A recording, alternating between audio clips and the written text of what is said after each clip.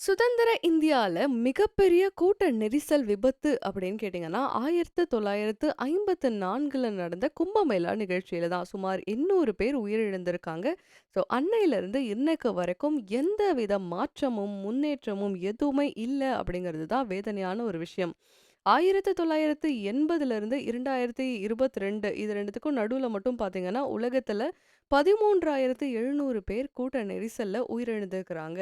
So அது மாதிரி பார்த்தீங்கன்னா, 2014 இந்த வருஷத்துல வந்து தேசிய பேரிடர் மேலாண்மை ஆணையம் வந்து சில வழிகாட்டுதல்களை வழங்கியிருக்காங்க. தேசிய கட்டுமான விதிமுறைகள் இருக்கு. ஸோ சபரிமலை, திருப்பதி இந்த கோவில்கள் எல்லாம் பக்தர்கள் கூடும் இடங்களில் பயிற்சி பெற்ற கூட்ட மேலாண்மை நிர்வாகத்தினர் கண்காணிப்பு தொழில்நுட்பத்துடன் அடிப்படையில் முடிந்தவரை நெரிசலை கட்டுப்படுத்திக்கிட்டு தான் இருக்காங்க அப்படின்னு சொல்றாங்க. ஸோ 2015ஆம் ஆண்டு வரையில் சீனாவில் அடிக்கடி நெரிசல் மரணங்கள் நிகழ்ந்து வந்தன. 2014இல் 3 நிகழ்வுகள், அதாவது 62 உயிரிழப்புகள் ஏற்பட்டது. ஸோ இதுக்கு வந்து முற்றுப்புள்ளி வைக்கணும் அப்படிங்கிறதுக்காக பல்வேறு பாதுகாப்பு ஏற்பாடுகள் செய்யப்பட்டு வருது அப்படிங்கிறத சொல்லிக்கலாம்.